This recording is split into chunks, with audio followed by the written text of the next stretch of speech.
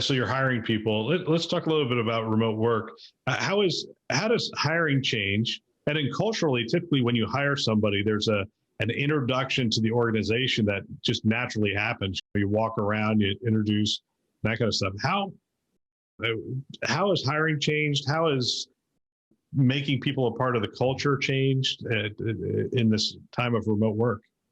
Yeah, that's interesting. I think when you look at ourselves and others, certainly human resources is really going to be even a more of a critical strategic partner in helping the healthcare system in this case to continue to evolve and to succeed. Because when you look at retention of existing people, you look at the recruitment that you're talking about, new people coming into place, replacement of individuals or positions. We have within my area last year, when all this was happening, we intentionally went through then every single position that we had, and we classified them that this could be a virtual position or an in-person or on-site position. And we went through all of that, and then we looked to see who were in those roles. And we had some that were mixed, and some of those were for good reasons, for good personal reasons or professional reasons that he or she wanted to be on site, even though the position could be anywhere in the country.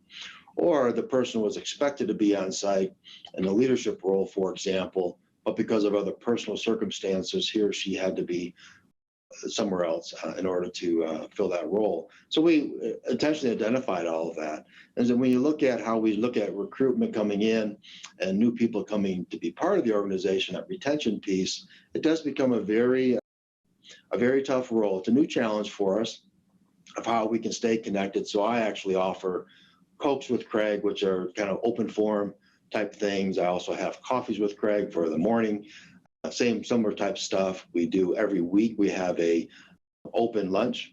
So we get maybe 50, 60, up to 100 people that will just come in and just have lunch.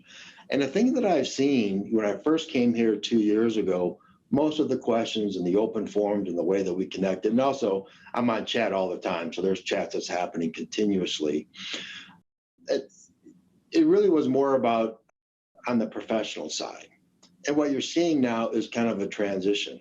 We talk more about cars or boating or children or anything you can think of. It's interesting how I think as a culture, as a division, certainly within my scope, we're starting to talk a little bit more about the person and less more about the profession. And I find that an interesting transition because really, when you look at people at home, like for example, yourself, I can see some of the things in your background, the things that you like, the things that you're proud of. And you can see that now in other people's lives. And so when a little child walks through or a dog or a cat comes flying through the video, people will pause and they'll say, hey, tell me a little bit, or bring her back or bring him back, and let's chat. It's really becoming a lot more personal. And I think that's a big advantage to really create that kind of culture that you're really caring about the person as much as you are about the position.